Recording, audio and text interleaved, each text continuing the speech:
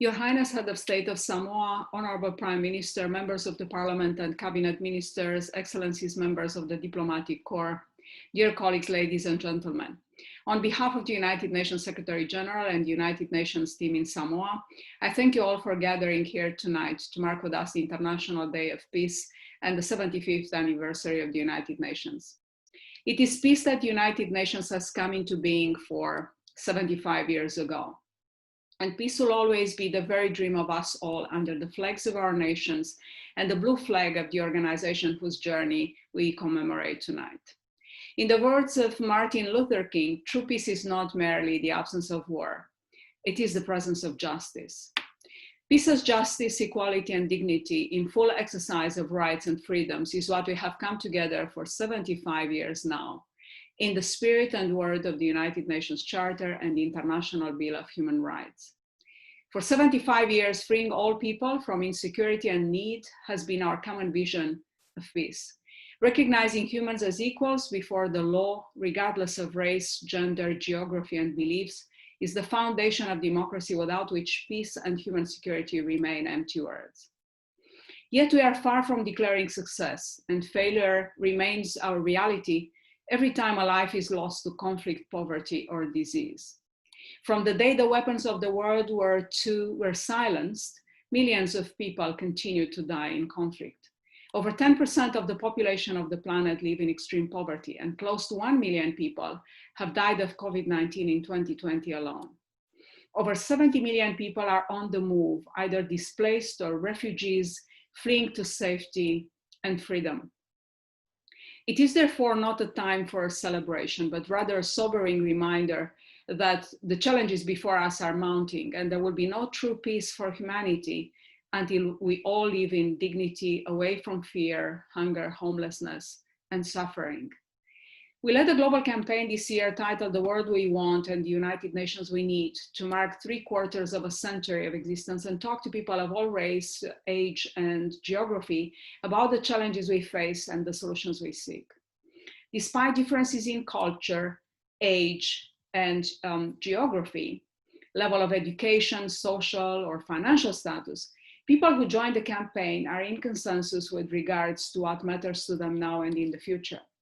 Improved access to basic services, healthcare, safe water and sanitation, and education are at the center of the world we want. Greater international solidarity and increased support to the places hardest hit by the pandemic, women's rights and inclusion of all marginalized, reversing climate change, greater respect for human rights, settling conflicts, tackling poverty, and reducing corruption are all common features of the world we hope for. 87% of those surveyed believe international cooperation is vital to deal with today's challenges, and the majority of respondents believe the COVID-19 crisis has made international cooperation even more urgent and relevant. Still, over half of the respondents see the United Nations as remote from their lives. The areas where the UN is perceived to be contributing most are in upholding human rights and in promoting peace. Participants overwhelmingly called for the UN to be more inclusive of the diversity of actors in the 21st century, greater inclusion of civil society, women, youth, vulnerable groups, cities and local authorities, businesses, regional organizations, and other international organizations must be achieved by the UN in the near future. In Samoa, the United Nations found a welcoming family of brave people who have embraced present and future with faith, pride, and commitment. 58 years of independence and 44 years of United Nations have seen profound transformation in this country, including significant advancement of human development to the high-level category, owing to improved income per capita, increased life expectancy, and expanding mean years of schooling.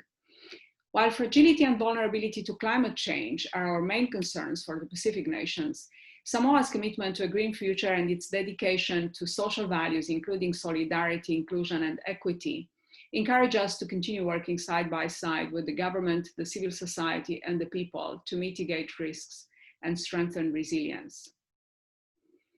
And as we come together tonight in one hope for our planet to become a loving home to all, we may as well imagine all the people living life in peace. Imagine no possessions. I wonder if we can. no need for greed or hunger, a brotherhood of men. Imagine all the people living for today.